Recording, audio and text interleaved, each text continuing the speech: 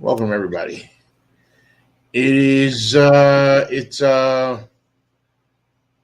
Monday night. Quick snap. Henry, he's going to pass it. Touchdown. Touchdown Titans. There are no flags on the field. Tennessee has pulled a miracle. And that's good. Picked off at the 24 by Myers for the touchdown. Yeah, that's going to be a quick answer to an incredibly terrible, long question.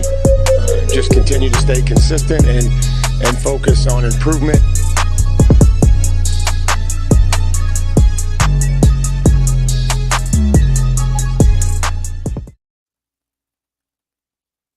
All right, everybody. Welcome. It's Monday night. This is Everything Titans, the NGSC Sports Tennessee Titans football podcast, recapping the previous game. In this case, of course, a 23-16 loss at the hands of the Indianapolis Colts. I think we won 5 games in a row. By the way, first and foremost, please don't forget the website. It is NGSCsports.com, where you catch all of your current content. You log on right now. Of course, we've got Charles Hartley. Yesterday, I fell in love with Wake Forest. He really meant that. USF football, tough loss to University of Alabama Birmingham. The Blazers handle their business against the Bulls.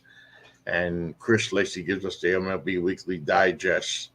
Marlins starting pitcher Sandy Alcantara undergoes Tommy John surgery. And of course, the playoffs are on now.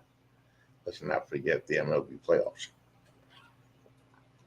All that and more on NGSCsports.com, where we never stop. Don't forget us on Facebook at NGSC Sports, on Twitter at NGSC Sports, and on YouTube at NGSC Sports.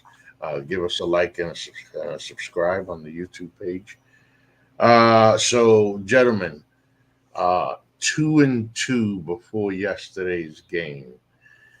Not just to be able to be 2-2 at this point with a lot to complain about. But with a chance to go 3-2 and do it by beating the division rival Colts. And I know I said last week one of the big things was for the defense to make it hell on Richardson. Well, he felt so much hell that he got his ass knocked out the game.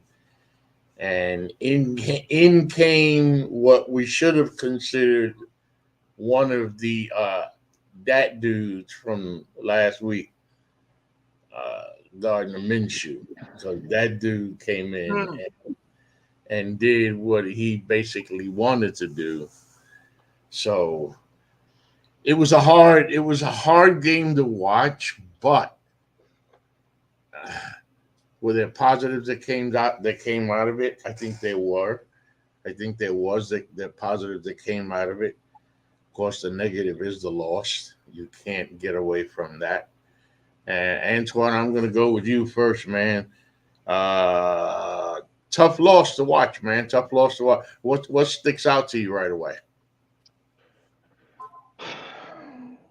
That, you know what, I thought that we were going to have to worry about Richardson's legs, but it was more so the running back. What's his name? Was it Zach Moss? Zach Moss. Zach Moss. I didn't realize.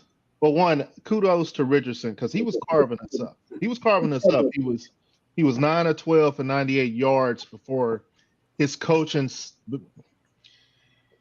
I know he's an opposite player, but it pained me to see him get hurt because of how the coaches were using him. I mean, right. the call with just the QB run, it didn't even look like an RPO or nothing. He just out there naked, and you saw what happened. It was a clean hit, just came on the shoulder.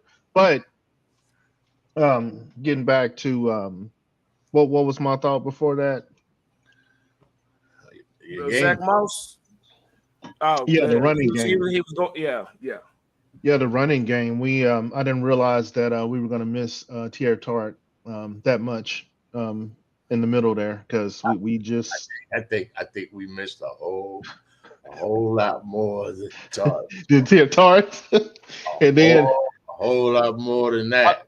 I mean, the Colts did what they wanted to: run, pass. It didn't matter. We couldn't stop them. I mean, when you think about like why are they playing so far off at the time when we are actually blitzing the cornerbacks? Why are we playing so far off? If we know, especially once Gardner Minshew came in, it should have been this Joe Burrow treatment, and we should have came in blitzing. But you got to be when you do that, you got to make sure if you trust your pass rush on a blitz to get to the quarterback, then you press. You got to at least jam them or something within the first 5 yards. They can't just continue getting off the line free. Getting to their spot wherever they want to get to. I mean, it was disgusting to watch. I mean, jamming a receiver is going to help out these cornerbacks. I would think, in my mind, when you jam, you make physical contact right up front, and you gotta make sure you make that contact. You know, you can get messed up if you don't make that contact, but you make that contact up front. Now you're with them. Now you're going. Now you've delayed what they wanted to do. Now they have to have a second thought or make a second move to get off the line. I mean that, like I'm just sick of it. Really, I'm just sick of it. That Tier Tart I miss Tier Tart out there stopping that hole up because I guess he plays nose tackle for us and. It just seems that Simmons could not pick up the slack, and then whoever we brought in, was it Pico that was out there for a minute?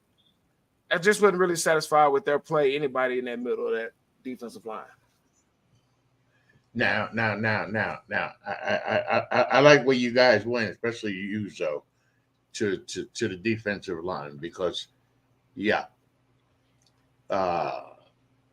you started it out, Antoine, when you talked about the running game and what Zach Moss was able to do. 165 yards, I believe, on 23 carries.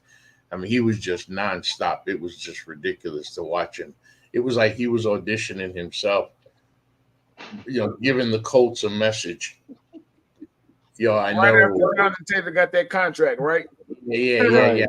I know you got your boy back in the house, but I still got work to do. So that was a help. But we got to talk about too, and we will during the game. The offense. So Ryan Tannehill's QBR and overall rating. Whoa! Let's not move to the offense so fast. Let's not move to the offense. We're moving around. We're moving around. That's what we're doing. We're moving around. Okay. So I want to make sure that as I'm tying it into what you guys were saying, because you're right. You're right in the defensive deficiencies. So speaking and staying with the deficiencies in the game, here was an offense that moved the football from one red zone to the next red zone. As soon as they got into the red zone, everything just stopped. Everything that worked for the whole drive didn't work anymore, and you settle for 3. And by the way, we'll get to it late, but we're getting to key points of the game. When it's 4th and 1, you kind of figure give Derrick Henry the football. And that didn't work out too well.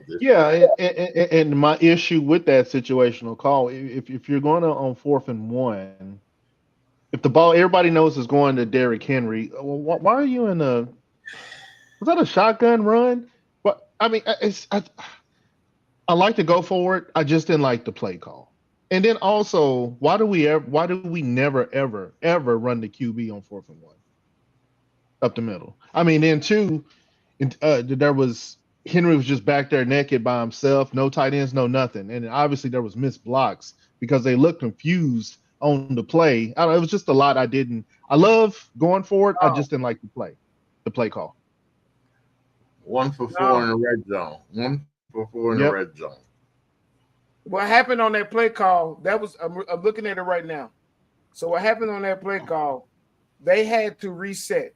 Both of them went in motion at the same time. You can't do that. So one of them had to go back in motion, and it gave away the play. It gave away the whole play. The coach mentioned, yeah. Coach mentioned Tannehill flipped the play from left to right. He flipped the play from left to right. So let me look at this. I wish I could show y'all this. Well, no, I mean, I remember it because they were shuffling and then the defense was pointing, thinking that they were doing a legal procedure. And then everybody kind of settled down and then they snapped the play and then immediately blown up. Yeah. We remember. Yeah. Hey, and sorry for the bad luck to Derrick Henry not being able to hit DeAndre Hopkins. It was they knew exactly what the play was because when he got the ball, the hole they were supposed to go to, there were 3 defenders in that hole. I think that receiver who came across, the receiver was Chris Moore. Tipped. They both went in motion at the same time. Both of them stopped. They had to reset, and then he kept on. Then he started back going. I think he was supposed to stay right there because who else was supposed to block that hole? Because when I'm going back and looking at the play, there's obvious confusion. We know somebody, one or more people missed something. There was multiple issues with blocking on the play. Yes. So, it makes sense, but 4th and 1, you got to make it. You got to make it. You do have to make it. You have to make it. And I told Zoe, I said, I love the play call. If we don't get this 4th and 1, we don't deserve to win. That was my exact words. If we can't convert this, we don't deserve to win. Yeah, you have to. You already. What was it? Didn't we fail on another one where we could have gotten a field goal earlier? Oh, hold on. Was that the one? But we're leaving out what I believe is the elephant in the room on this. The elephant in the room on this is it's 4th and 1 inside on the 5-yard line, and why are you? I understand you have Derrick Henry. If you're calling a run play, that need to be up under the center. If you're not calling a run, otherwise you need to put it in the hands of your quarterback. The problem is any other team with a real quarterback. The Patrick Mahomes is hell, even the fucking Jared Goffs of the world. If that play is happening with Jared Goff, a quarterback, they're going to trust Jared Goff to make the play instead of trying to run out of some shotgun to get 1 yard with Derrick freaking Henry. You got him 5, so you got him 5. You giving him the ball 5 yards behind the line of gain of where you need to get to. It's just dumb. It's just dumb. So that's a big flub on, I think, definitely on Tim Kelly's that has to go. I don't want to see it on a short yardage situation. I don't want to see the back and shotgun. I don't, because my memory, and it could just be a recency bias, but didn't we get? Wasn't that similarly against the Bengals in the playoff game? I think it was 2, or was it a yard? No, it was when we was going for the extra, the 2-point conversion. Yeah, the 2-point conversion. Yeah, so it's like we like putting him in the shotgun in those short yardage situations. I just don't agree with it because it just makes it tougher, in my opinion. Line up over the center, like you said, and push for that yard. This is where you earn your money. This short yardage. We have to get this 1 yard. I don't get it. Too many times we fail in that situation. I just tried to share my screen, Ralph. Is it coming up? Let's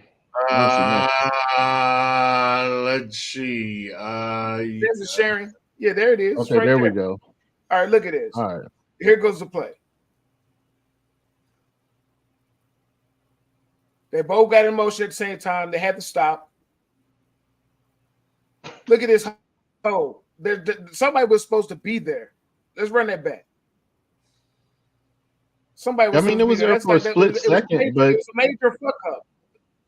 It was a major fuck up. Somebody was supposed to be there.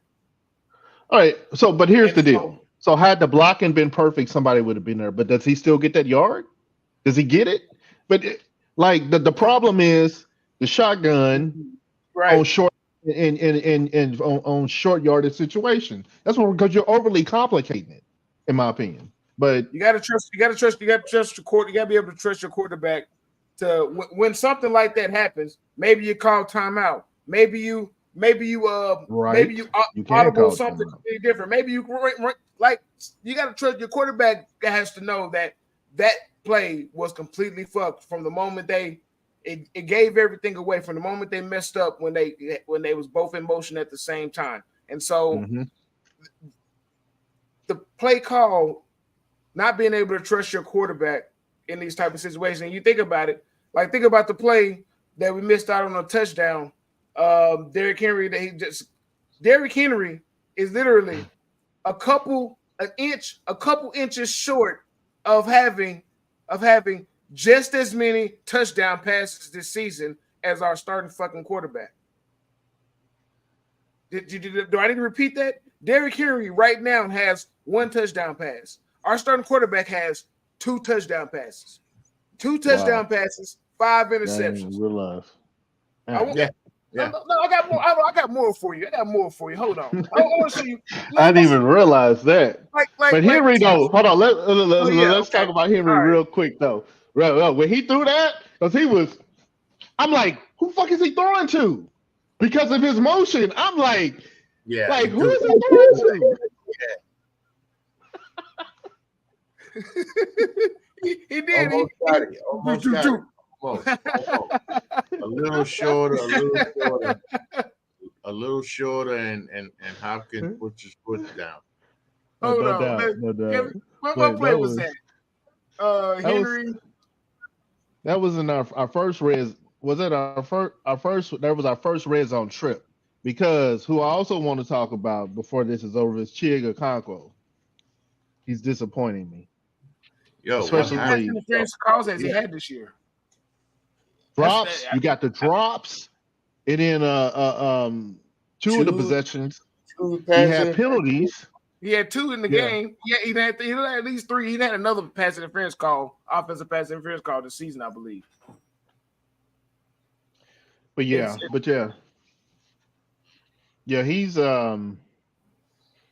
just drops and penalties. I'm just saying he's not becoming of a tight end 1 right now. No. So here's the play. Here it is. Watch. Hold on. Watch Henry gear up like he finna throw it like 30 yards. Oh, here it comes. Like he finna throw it 30 yards down the field. I'm waiting. I'm coming. Here I come. You know, gotta go through a little bit of hoops. Here we go. All right. And there we go. I mean, it's a cool little play call. I like the play call. I love the play call. It's cool to watch. And you know, Henry thought he was paying. He been talking about he paid Manning. But watch his gather again. Hold on. Watch that gather again. Do. Like, goodness gracious. How far was you trying to throw that mug? Just lost that mug in the end zone, dude. You didn't have to, you know. I mean, he was moving. He was running, though. I mean, he was, you know, but I'm sure they practiced it, though, and it worked out better. I mean, he missed it by this much. I mean, it wasn't a lot. It wasn't by much. Like I said, if it was just a little bit short, he dragged that foot in there. By the way, yes, it'd have been a touchdown pass, and he'd have just as many touchdown passes as a starting quarterback on the season. By the way,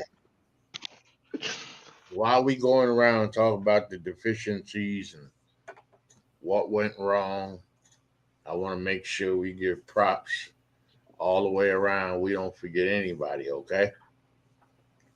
Hey, Zoe.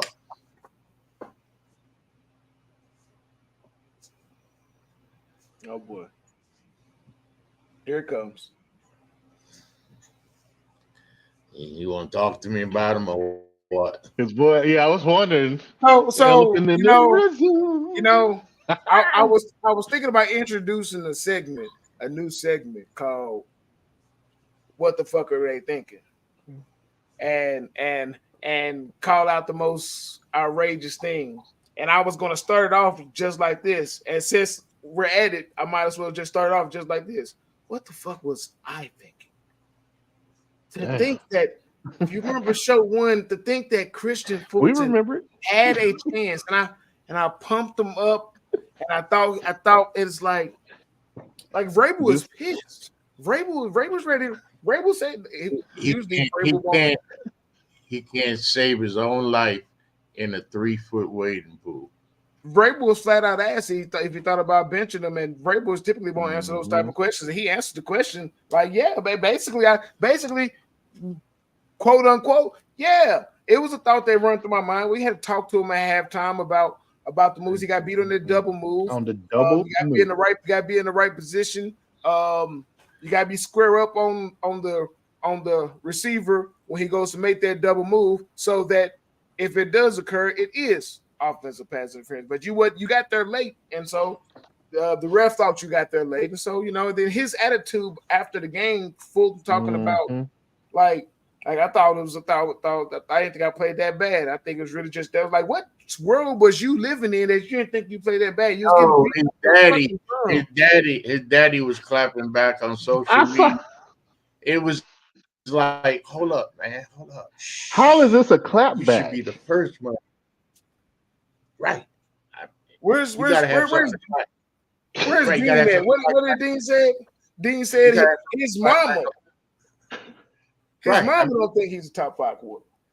I mean, it was bad, but don't you have to have something to clap back at to call it? That's what I was thinking. I'm like, and then whoever wrote the article, I'm like, the dad claps back. So I read it. I'm looking at the tweets. I'm like, well, the tweeters ain't lying.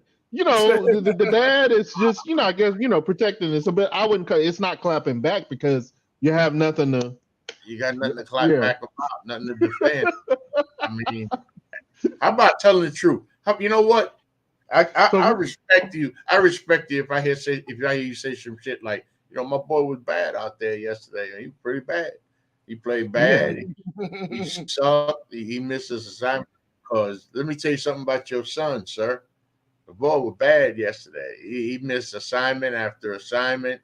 2 big pass interference calls on scoring drives for Indianapolis. I mean, but you know what, Ralph? We don't know football though. Right? No. We don't. No, we don't. We just doing this for opinion shit. I know this much about football. Christian Fulton needs to sit his ass down and watch from. He don't look good out there. Yeah, but in all honesty, he's looking really, really bad. He's looking really bad. Yeah. Do we sign somebody or Fred was talking about looking deeper down the bench or whatever. He's confident in the guys that are behind him. So what are we talking about? Trey Avery? Trey Avery, I like he shows some potential and everything, but is he ready to go in? So what you gonna do? Bundings go. Remember, Avery got ate up during the Chargers game. I'm ready to find out instead of leaving supposedly the damn best corner out there, looking like the 3rd string corner himself. I mean, give me somebody. Yeah. You got to start. It's like time to start making decisions when it comes to Fulton. Time to start making decisions. Yeah, I don't think he, that he left room for the possibility. At least that's how they're talking, for the possibility that Fulton won't even suit up for the next game. Bust. Dang. He said. Bust.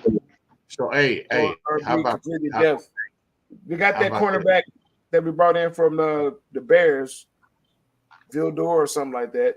You gotta try. You gotta try.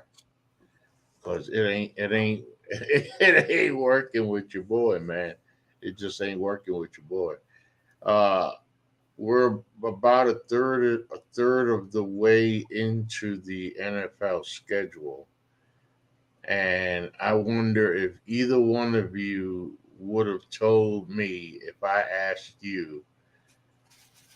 So about a third of the way through, what would be the strongest point of the Tennessee Titans season? Here, let me help y'all out. None of us would have said Nick Folk. The kicker, right? That's what I was thinking when you said it. Even before you said Folk, I'm thinking kicking. That's pretty. Hey, he's solid. He's solid. More than expected. And I think the Hopkins signing, he's earning his. He's solid his too. salary. Yeah, he's had his he just had his his most highest productive game in our first 100-yard game since like 2022 or something like that. Like November, was it November?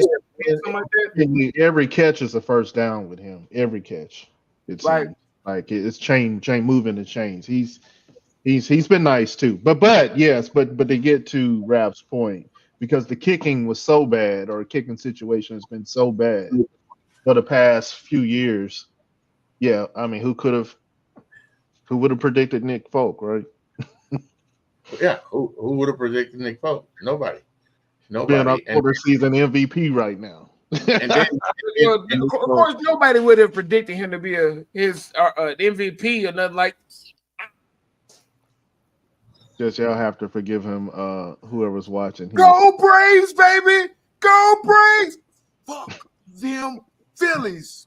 Fuck them Phillies. All right. What was we talking about again? You gotta tell us everything tight. You gotta tell us.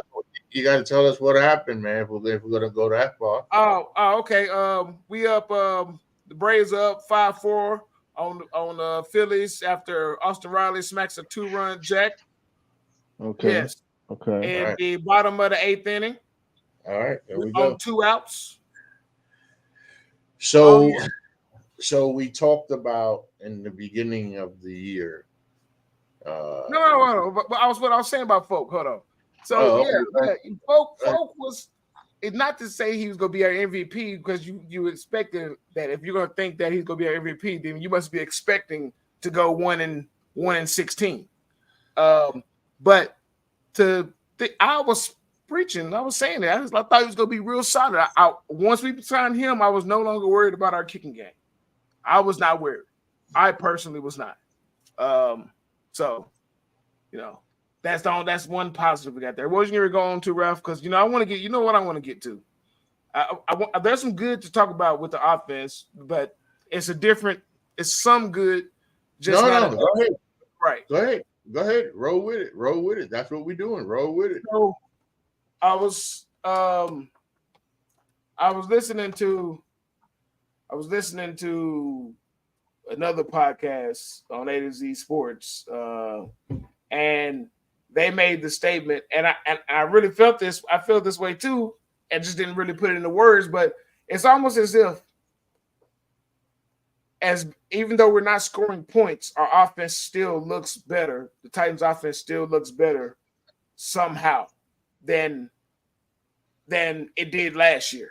Like, I mean, we're not scoring touchdowns, but the in between the 20s, the Titans are moving the ball. We're not as predictable until we're in certain situations where we do shit like it's 3rd and 1, and everybody know we're running Derrick Henry, so we just go line up and run Derrick Henry into the mud.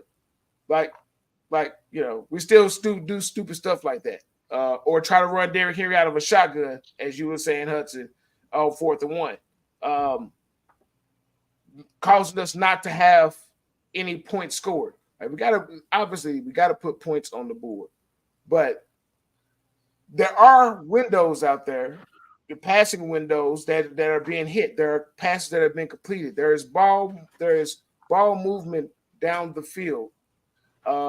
Except for, to me, what it seems like, it's really not just red zone. It's really just crucial downs in general. And then that's where, like, you look at Tannehill's stats, he was 23 of 34, 264 yards. Doesn't really sound like a bad stat line. And then when you're watching the game, there's some throws out there being made. But when you got to call When you got to call plays for your running back to throw passes, that's an indictment to me. That's a major indictment on the quarterback, on your true trust in the capabilities of your quarterback. What you think? Go ahead. What you say? I don't. I mean, we did see it back-to-back weeks, but I mean, I just think it's him just trying to show his creative wrinkle, right, in the offense. I don't. Now, how much do you have, right? Typically, you save some of that stuff to the playoffs. So, but we're here using it, in the regular season. But I mean, guess we can't think playoffs, right? Like what I mean, obviously the season's not over with or anything like that, but the offense is different. It's a different type of bad. Still bad because we're not putting points on the board, but it's a different. We're not. It's less 3 and outs. It's less. I mean, except for the first, with the exception of the first week, it feels like there's less. We're moving the ball. We can move the ball, even though we're having. Because in our losses, our red zone efficiency in the losses, I think we're 1 of 9 in the red zone in our losses. And that's the problem. But we're moving the ball. Whereas last year, it was just disgusting. It was just we couldn't even. Moving the ball. Yeah, and the defense was on the field the whole time. It was just extremely hard to watch. Yeah. Well, look. But now it's like, go ahead. You looked at that game and the Colts had the ball only 3 more minutes than the Titans. It felt like more than that. And when because overall, was it a bad game? It's always a bad game when it's a loss. But it was a well played game by both teams. It was a close contest. It was what? It was a what? No. But remember, 2 of those by both teams. I'm gonna say well played. Bad choice of word, but it was a closely played game by both teams. Whether it was closely, badly played at times, closely good. Yeah. So remember, Okonkwo was responsible for 2 of the. Well, he contributed to 2 of our red zone possessions being killed. Yeah, field goals, right? Because of the two pass interference, and then he had a drop and a PI on one of them, and then on that first one, I think it was the PI. But when you look and I see Tajay Spears again, give him the football, find ways to give him the football. But there was only a chance for how many rushing plays were there in the whole game? 22 carries for the whole team. You got to try to get more carries than that. Derrick Henry 13 carries alone, and again, it wasn't like they were playing the game from 10 and 17 points behind. No, it's like we turned to a complete passing team with Tannehill as a quarterback. All right, and I'm not understanding how you still not. And no. I mean, D-Hop 8 catches for 140 yards. He was amazing. By the way, he's as advertised. Go ahead. Hey, I know. But if you think it's hard being a Titan fan with Ryan Tannehill as your quarterback, could you imagine how it must feel being a Cowboys fan with Dak Prescott as your quarterback? It's like living Tony Romo again, just a different skin color. Or a Giants fan with Daniel Jones as your quarterback. I'm just saying, man. Dak Prescott it's just anyway. Back to the show. Or a Jets fan with Zach Wilson as your quarterback. But you're seeing it. You are seeing it in Tannehill that even when the opportunity strikes, it's not happening. And then, of course, the running game is not happening either. We talked about this running game, guys, at the beginning of the season, how different it should be. And, it was going to take a minute to get going. But I think enough minutes have passed where this running game should have got going, or at least some kind of scheme should have been built around this running game to get it going by now. You're talking about Derrick Henry. Hey, let me ask y'all a question. Hold on, let me ask y'all a question. That 4th and 1, okay? That 4th and 1. We saw the play a couple of times there. Even pre-injury, before that, the king, the 1,800, 2,000 yard Derrick Henry. Mm-hmm. Does he get that yard? No. I don't think so. Because no, he almost got in the backfield. He got away from the dude in the backfield, and 3 other people stuffed up that hole. He doesn't get that yard. Including their best tackler.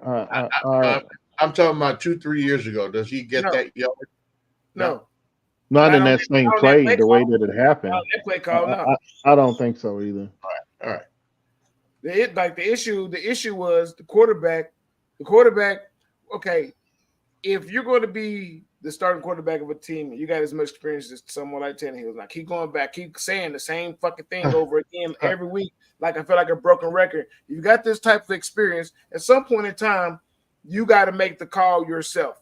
Like, hey, this play is, we got to do something else, or we need to call timeout.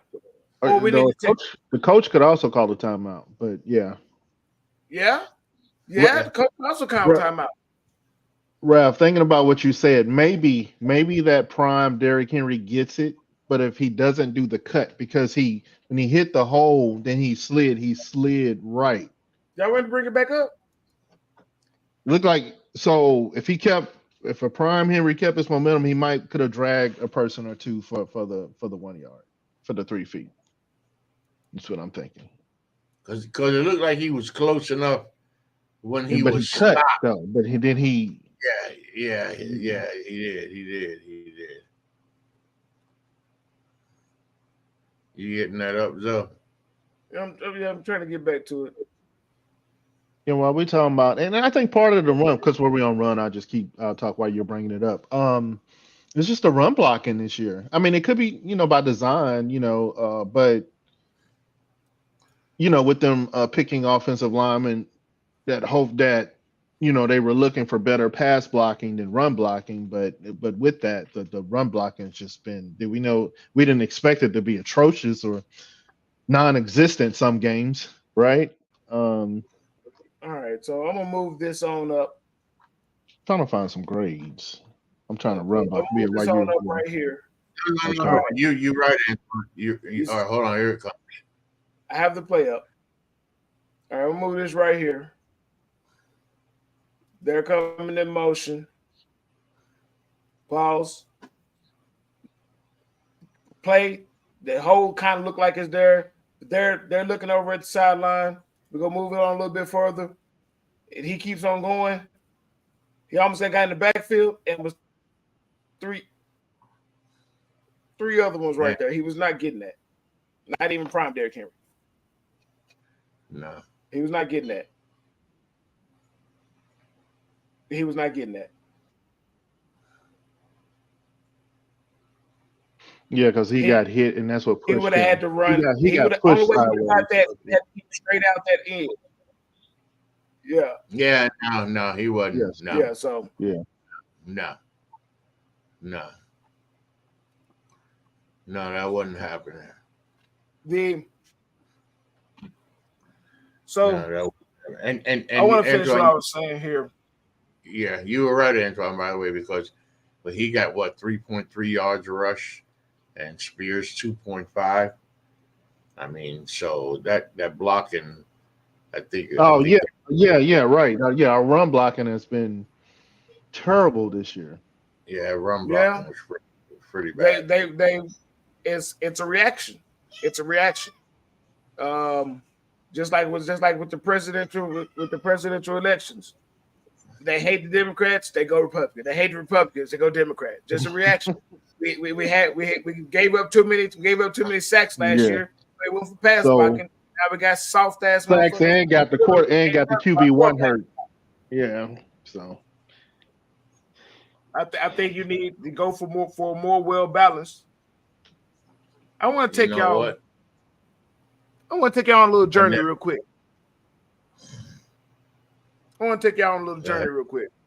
Because we've recapped this game enough. We know what happened. The Titans lost 16-23 at the Colts. the 2 games we've won this year, the 2 games we probably thought we was going to lose, and this should have been a game we should have been able to win, especially once Richardson went out the game. It is what it is. It's the Jekyll and Hyde of the Titans. We were our run defense that was the biggest surprise in this game. That's so I think it's one thing that came out of this game we didn't expect to see was the run defense giving up 140 some yards to Zach Moss. So now we got to think about the future. We are at that point in the season now. We are 2-3. We get ready to go over to London and give up one of our home games to play against the Ravens, who are pissed because they just got through losing to the Steelers on Sunday afternoon, and we're gonna have to play this team. We're not choosing. The Ravens are over there now. They have gone over there. We're not going over. The Titans are not going over there until Tottenham until Thursday. That's their plan. We're going into game 6 of the season. Once upon a time in 2019, in game 6 of the season, there was a quarterback change. There was a quarterback change, and Titans fans were really upset, and they was really upset with the quarterback that we had at the time, really frustrated. And in the middle of that game 6, they finally pulled the trigger and made the quarterback change, and they brought in this guy named Ryan Tannehill to be our starting quarterback, brought him off the bench to replace Marcus Mariota.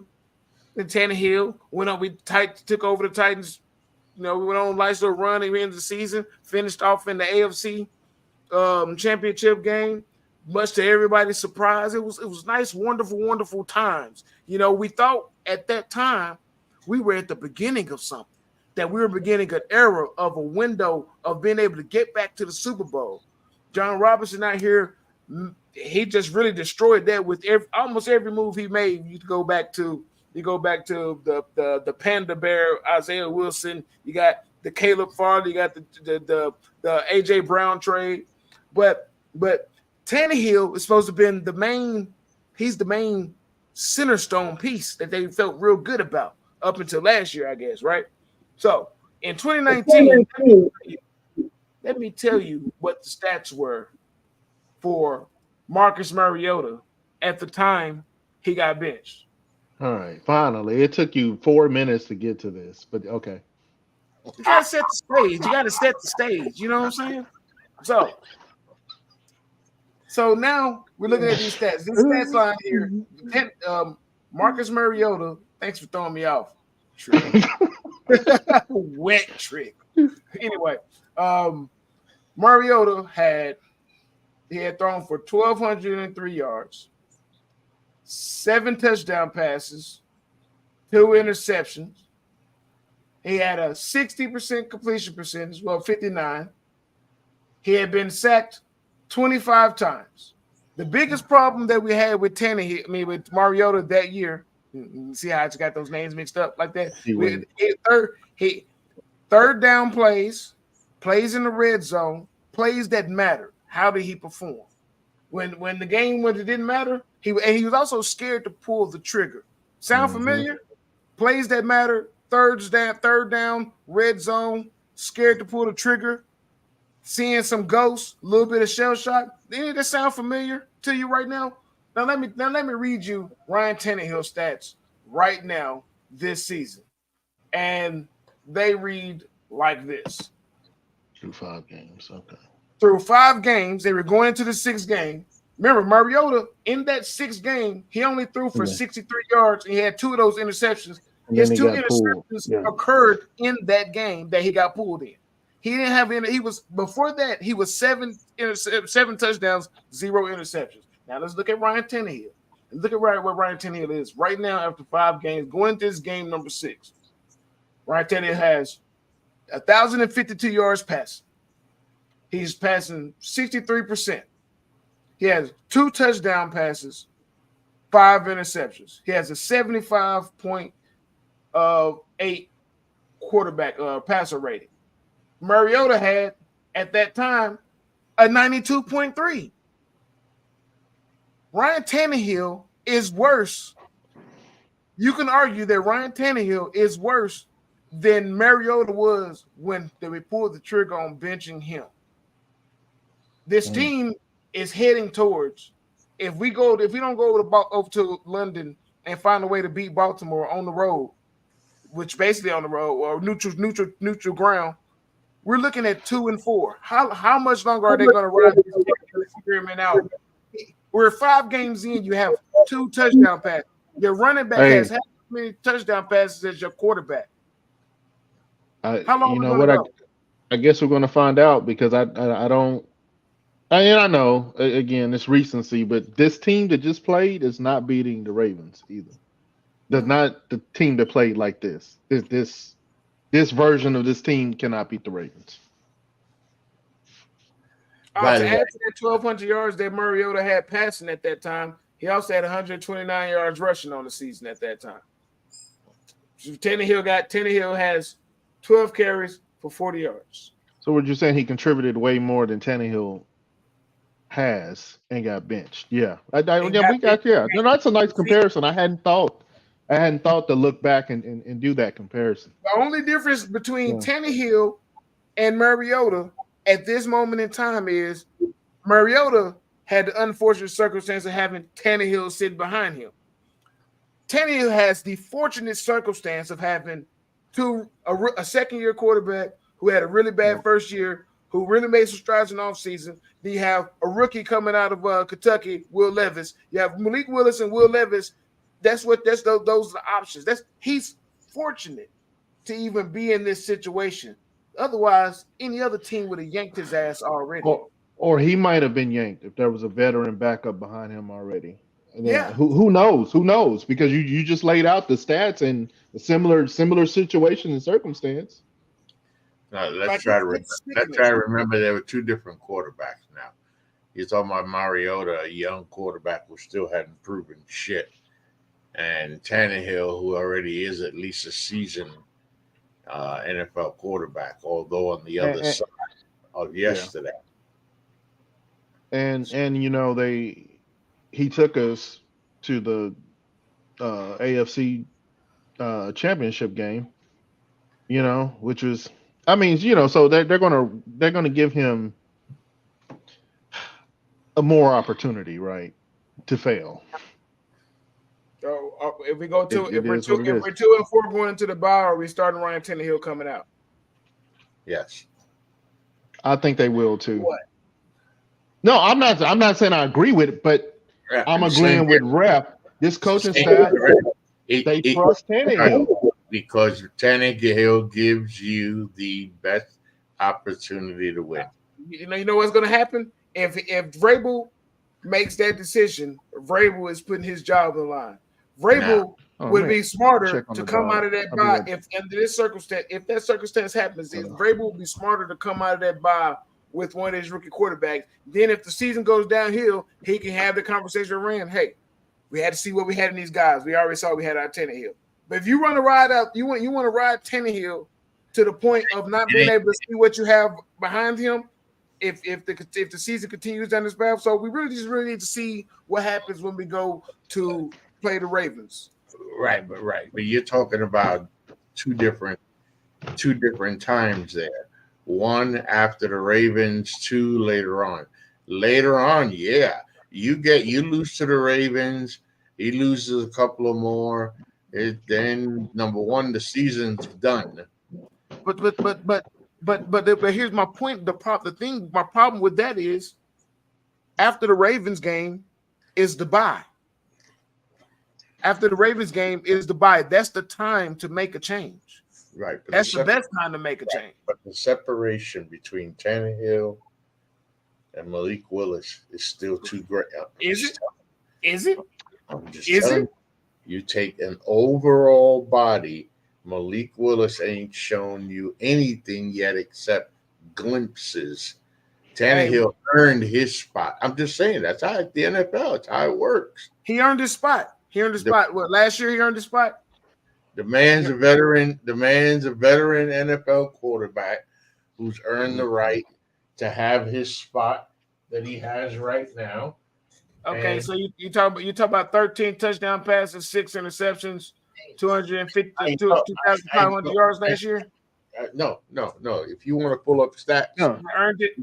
no. Okay, so at what point? If you want At to what point is a change made? 2021. And what does the record have to be? hold on. In your opinion, The Ref? season he threw the 3 interceptions. No. I'll answer that, Antoine. But first, let me address my brother and what Let me he's finish. doing. Okay, you can address it. Let me finish it. This is the season we had the number 1 seed and got put out, lost to the Bengals at home. Hold on. I'm trying to. He had 21 touchdown passes, 14 interceptions. That's what we're what we're talking about. Okay, so now pull up Ryan Tannehill. Pull up Ryan Tannehill's stats over the last 5 years in the NFL, and then pull up Malik Willis's stats over the last 5 years. But that's not fair. Yeah, but that's just it. That is a That's not fair. Right, but that's a conversation. That's why Tannehill has the job. We're not talking about why he has. I know why he has the job. I'm asking you, why should he keep it? That's why he's keeping the job right now.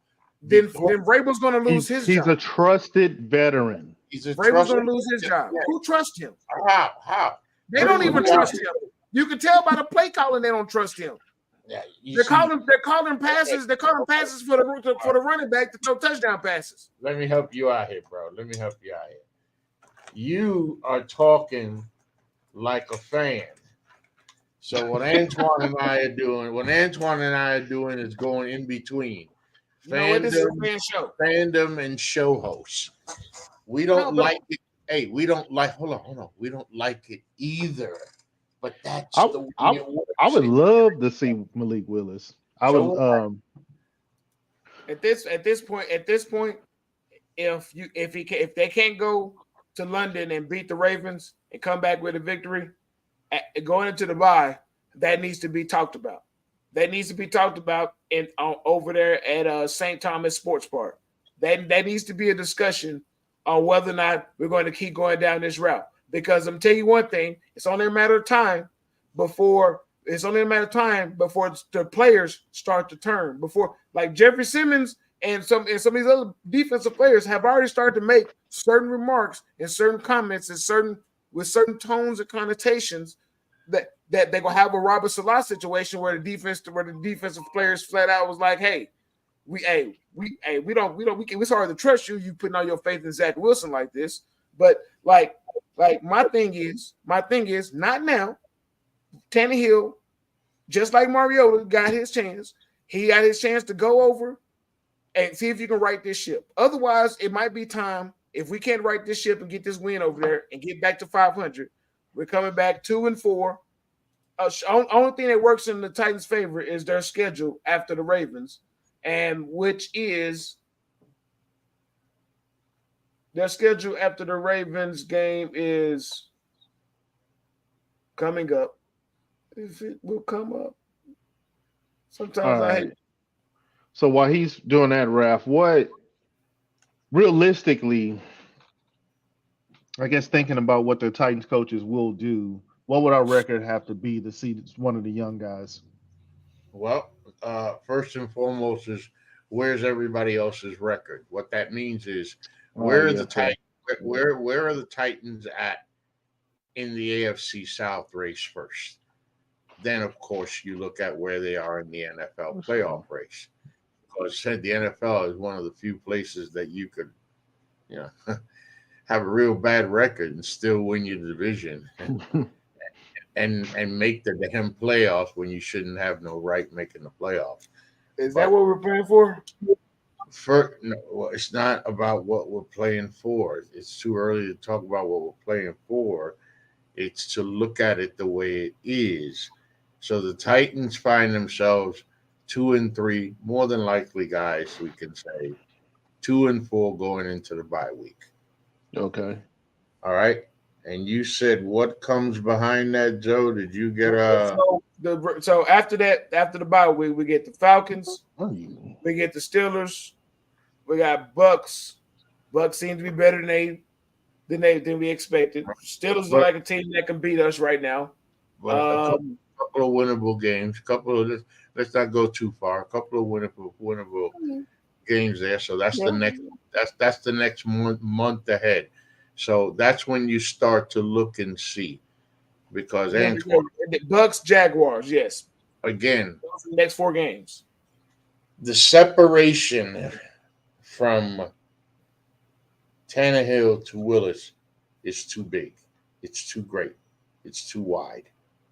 It's too wide to just again. You speaking like a fucking fandom USA without the uniform on. I mean, yeah.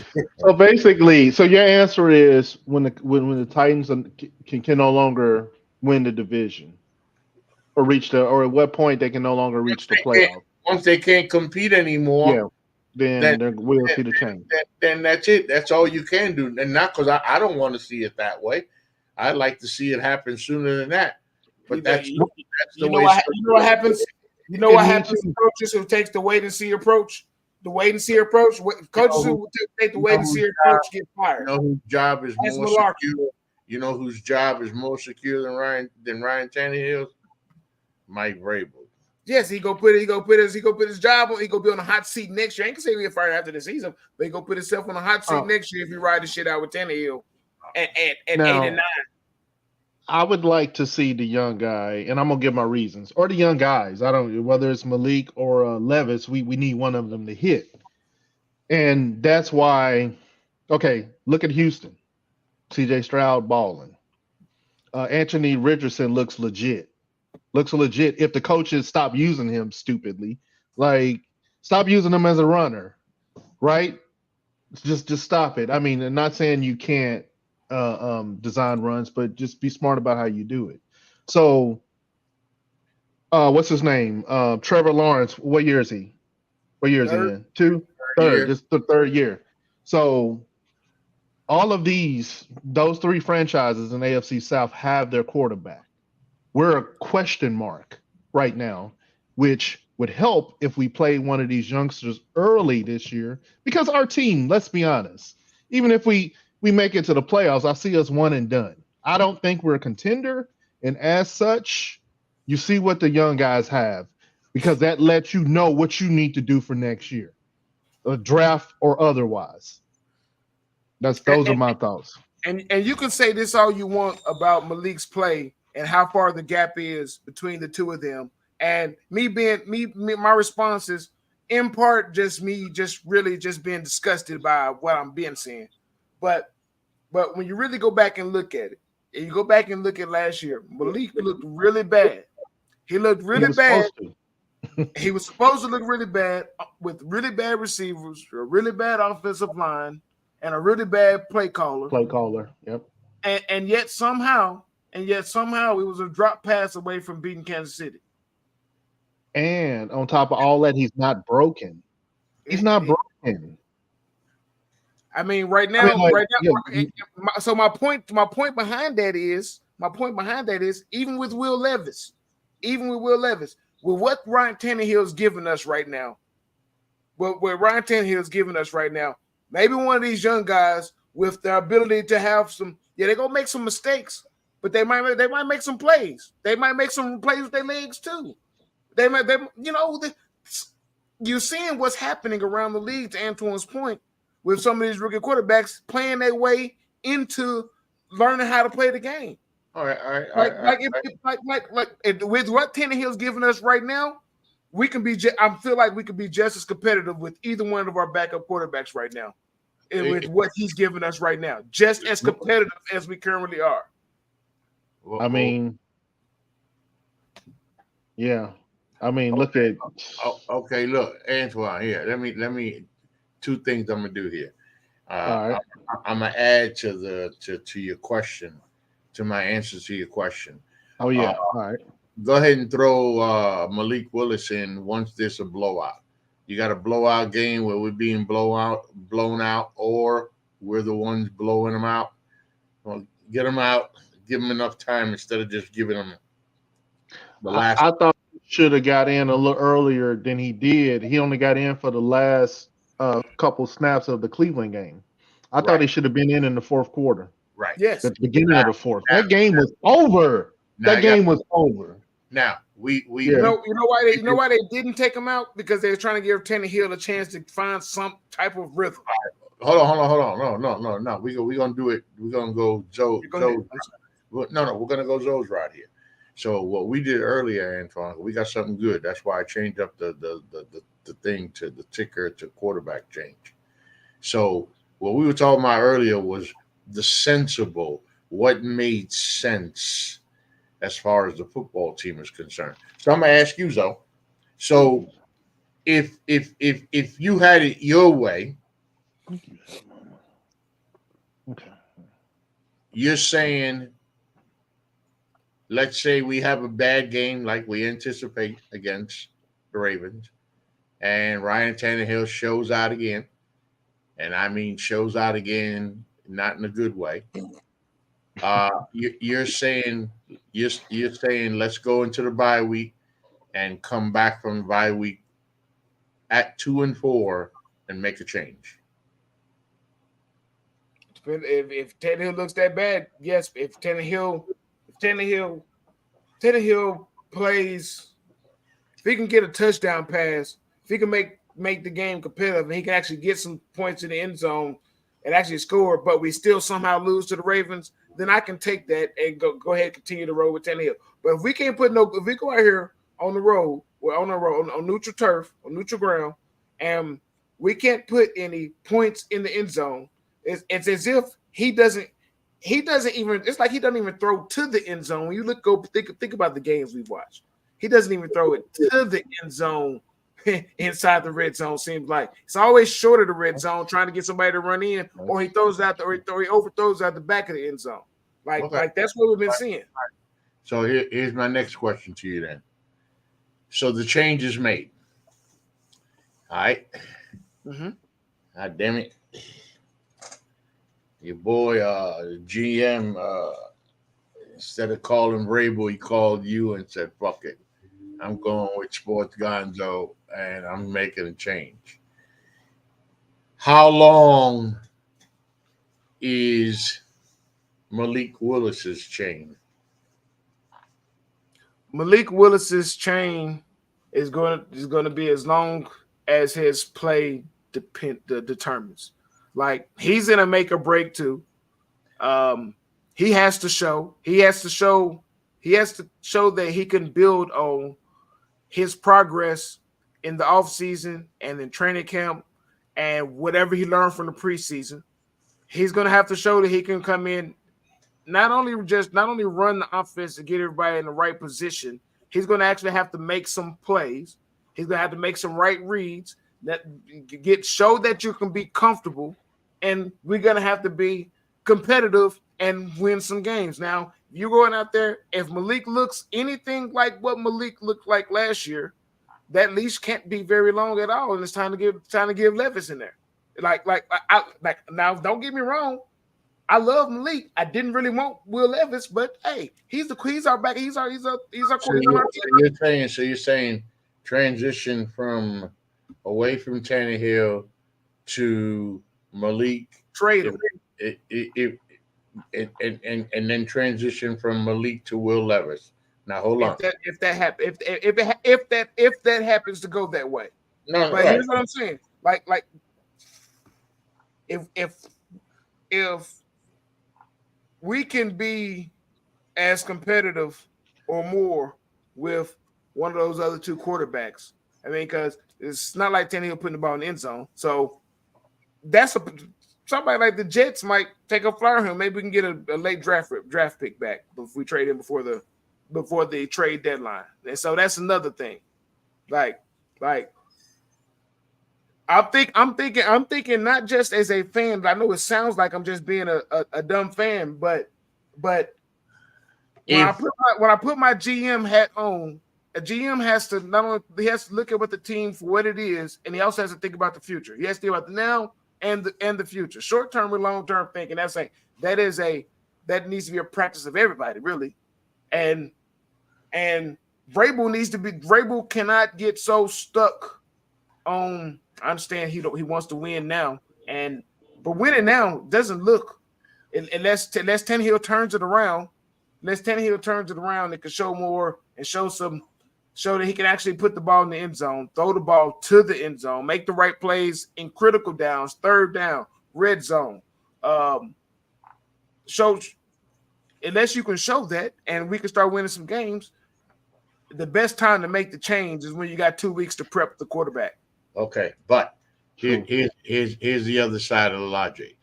So you take a team that's 2-4. They're coming out of a bye. There are questions about the quarterback in Tennessee. And now you look at the quarterback locker room and you say Ryan Tannehill, Malik Willis, Will Levis. There isn't a head coach or a GM that's going to pick Malik Willis over Ryan Tannehill because Ryan Tannehill has earned his stripe. If the Tennessee Titans are 4-6, all right, all right, but if the Titans are 4-6 and they're 2 games back, there's still 7 games to play. They're 4-6, 2 games back in the AFC South. Quarterback position is still up in the air, but you got a shot at the playoffs. You're telling me you're going Malik Willis, Will Levis over Ryan Tannehill?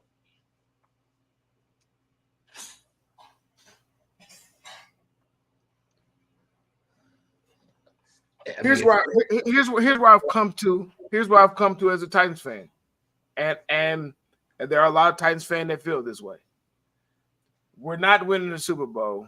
We're not even getting out the first round if we get into the playoffs. If we sneak into the playoffs, where we gonna finish? We're gonna finish 9-8.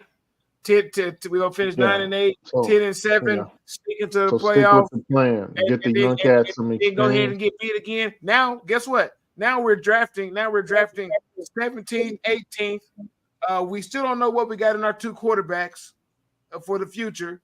Now we're moving on to Tannehill. Then we got plenty of salary cap money, but we still ain't. We're picking late. We can't take advantage of looking at the same shit we just got through doing. Like what? Do I want to? Like, if I'm talking about winning now, then Tannehill's the person right now to help us. I get that. I'm not. That's why I'm not getting it. Right, and that's why he's going to be the quarterback. It took 25 minutes. Yeah, I'm saying it needs to be a conversation. 25 minutes to get you there. No, I've been there. He's the quarterback. That's why I'm saying it needs to be a conversation. I say, like I said, to add, no, he's going to be the quarterback, but I don't agree that he should be because of some of the reasons Zoe said, and then also, like I mentioned, getting the young cats experience to see what we got. But the other part of it, Zoe mentioned that I forgot to say was draft capital. Whether we can move some pieces, Tannehill or whoever before the trade deadline, because I think we only have we got a first, 4th, 3 7th. I mean, what do we have? It's something ugly. Like we need draft capital so Carthon can do his job.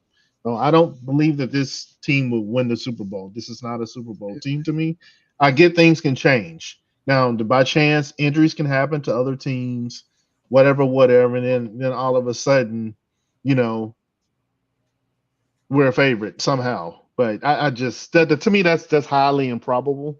So with that being said, I would like to see the young guys get experience. Oh, we can beat the Ravens. Keisha forgot about y'all. Can we? But will we though? We can, but we won't. Well, yes, we can, but will we? Then after that, we got Atlanta at home. And I can make the argument for the young boys at some point because number one, the Tannehill's not going to be a quarterback next year anyway. He's not going to be the quarterback here next year. Anyway. So is it one of these guys or is it not? Yeah, Keisha, you forgot about us. How could you? I guess here's my concern. Here's my concern from what I've seen this season. We lost to the Saints. We lost to the Browns. We lost to the Colts. We beat the Bengals. We beat the Chargers. When you look at the rest of our schedule, we got the Bucks are doing better than they're supposed to. Steelers game is always tough. We always lose to them for whatever reason. It pisses me off. Ravens are the Ravens. Falcons, you know, we never know what they're going to get. They having quarterback problems too down there. He's coming off his best game. We're going to get murdered. We're going to get murdered by the Dolphins. We got the Texans. We got the Seahawks. Like the games we have on our schedule. And we lose to rookie and backup QBs. So Texas and Carolina, those are going to be tough games. We lose to rookie QBs and backup QBs. I'm thinking that these games that you're looking at on the schedule, if Tannehill doesn't start putting the team in the end zone. You said that too nonchalantly though. No, but look it up, Rev. I'm telling you, I don't know what the stats are. We just do. You know what I'm saying? Our record against backup and rookie QBs is sad. We just do. That's it. We just do. No, it's hard. It's hard. Now, hold up, Joe. Run the rest of the schedule. Rest of the schedule: Ravens, Falcons, at Steelers, at Bucks, at Jags, Panthers, Colts, at Dolphins, Texans, Seahawks, at Texans, Jags. You know, that ain't too bad. The schedule. If that's what I'm saying, like that. This is why I'm so frustrated. Like we have a schedule that still sets up nicely for us to make that run that you're talking about. But Tannehill, if Tannehill can't put the offense, Tannehill and Tim Kelly and Vrabel and the offensive line and Derrick Henry and Tajay Spears and D-Hop, they can't find a way with Tannehill as the lead of that snake to get them into the end zone so that the defense doesn't have to try and hold everybody to 16, 15, 23 points. If the offense can get to actually being an average NFL scoring offense, that we could easily get there. Hell, right now, if Tannehill can't turn it into that, then what is he here for? If that's my point. That's my point. If Tannehill can't do that, what is he here for? And why are we still continuing to ride if he can't turn it? Like he gets maybe not after the bye.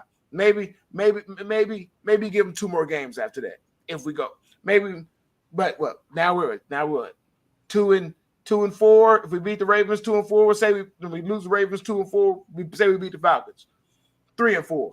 Lose to the Steelers and the Bucks on the road, then the Jags. Like that's easy. That's easy snowballing into 3-6, 3-7. With the play of the quarterback, if he can't make plays, that's what I need to see from Tannehill. Make plays. Still, I doubt it. Could beat y'all. We could. We'll find a way to lose that game. I mean, we do. Like we will to the Steelers, and it pisses me off. Like we should be like. I think even the last time. When was the last time we played them? We lost, didn't we? I wouldn't be surprised. It was about 3 years back. We should have won, and we just gave it away. I think we got beat by old Roethlisberger. Old. Steelers right now, that lucky ass 3-2. She knows, and they know they shouldn't be 3-2. But here they are at 3-2. Can't stand that damn team. 2021, we lost 13-19. So it's just a matter of the next week. I tell the tale. So I could be singing a different tune next week. But right now, I done read y'all the stats. Ryan Tannehill looks worse than Mariota before he got yanked. Hey, you sound like it's a political show. He done told us. He done told us the facts. No, you just told us some stats. You didn't give us no facts. You just gave us some stats and your take on those stats. So Careful. I just said that's. I didn't say facts. I said stats. You said stats, not Yes. facts. Oh, okay. Just That that. sounded like facts. Sound like all right. I said I just gave y'all the stats. all right, Antoine. We What look we ahead. talking about? We look ahead to next week. Hold on. Keisha said what? I know we should have lost Sunday. You got that right. Should lose every Sunday, actually. You want to know how Are we doing this dude, that dude? Yeah, so next week is the Ravens. This dude, that dude. All right, so I hope this dude here, Tart, suits up so that he can stop that dude, Lamar Jackson, Gus Edwards, what is it, Justice Hill from running down our throats up the middle. Yeah, pretty simple and true. So this dude, that dude.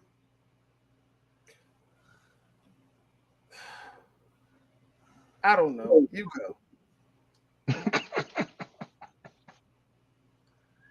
I was in the same area, which was this dude being the entire Tennessee defense. All those dudes are gonna have to step up because if Lamar Jackson, that dude, Lamar Jackson, is allowed to do what that past week Gardner Minshew just did, then that dude, Lamar Jackson, is going to have a really, really good day. And this dude or these dudes that are defensive line for the whole defense for the defense. I got it. I know what I want to do now. Go ahead. It's going to be bad. It's going to be bad. This dude, that dude, though. Spit that shit out. This dude, I believe, is going to be Odell Beckham Jr. And I know it sounds stupid. What has he done all season? He been hurt all season. Blah blah blah blah blah. But those dudes in our secondary can't guard dirt. So this would be the one game that Odell Beckham Jr. has a flicker of light to look like him old self because those dudes can't guard any of them. Zay Flowers, they ain't guarding him either. Who's the other wide receiver? Tight end? What are we doing? What are we doing? That dude's Christian Fulton. He's trash.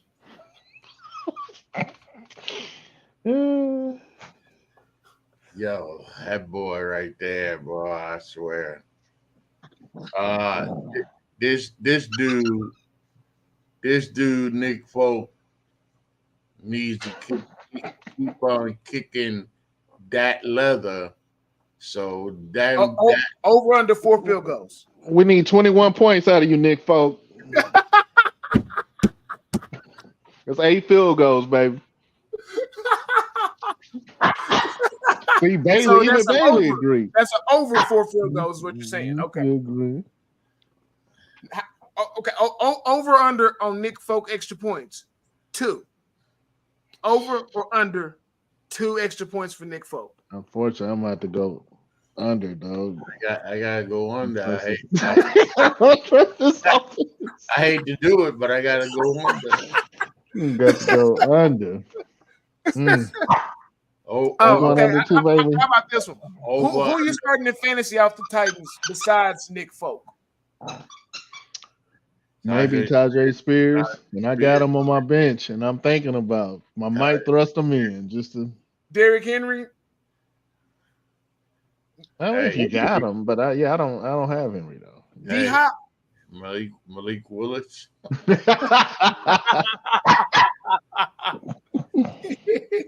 Now, if that would be something. If some reason Malik Willis ends up coming in game 6 of this season after with everything we just got through discussing, or Will Levis, but it ain't gonna be Will Levis because he's third string. But if Malik Willis comes in, I'm just go ahead and go out there on the limb.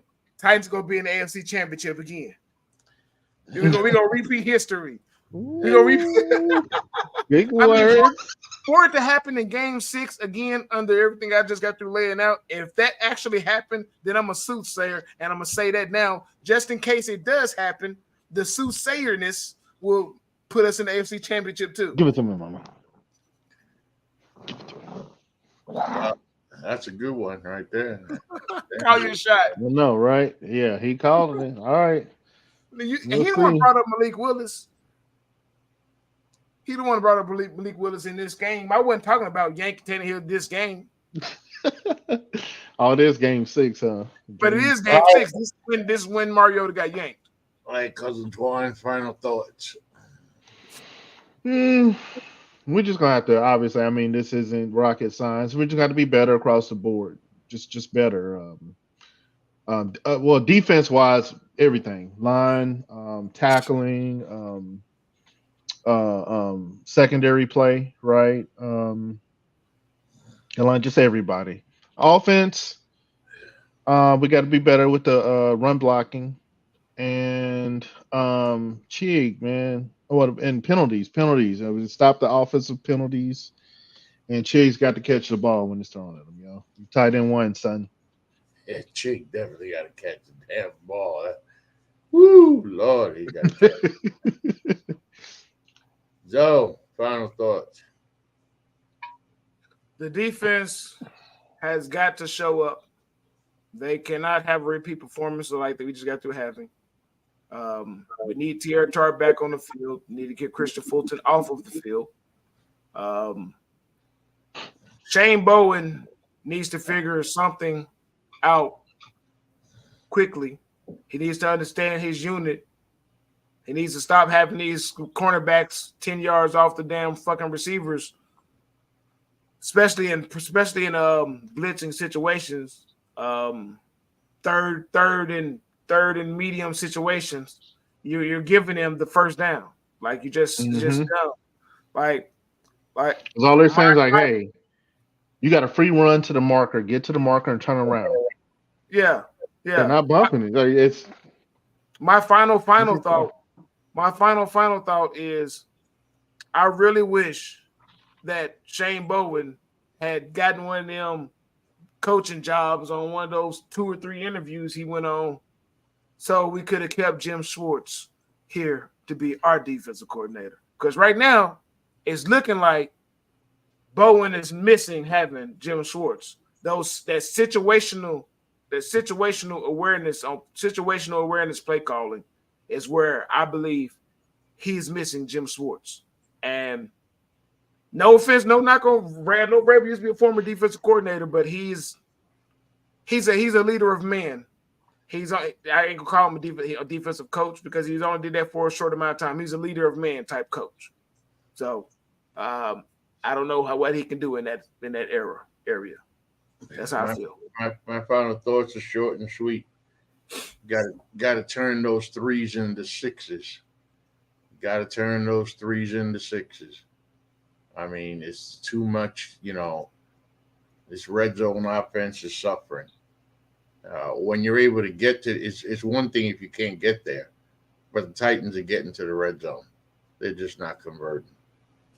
So they've got to convert. They got to turn 3s into 7s, and like Vrabel said, got to keep after it. All right. Thank you for joining us this evening. Of course, remember the website. It is ndscsports.com, where you catch all of your current content.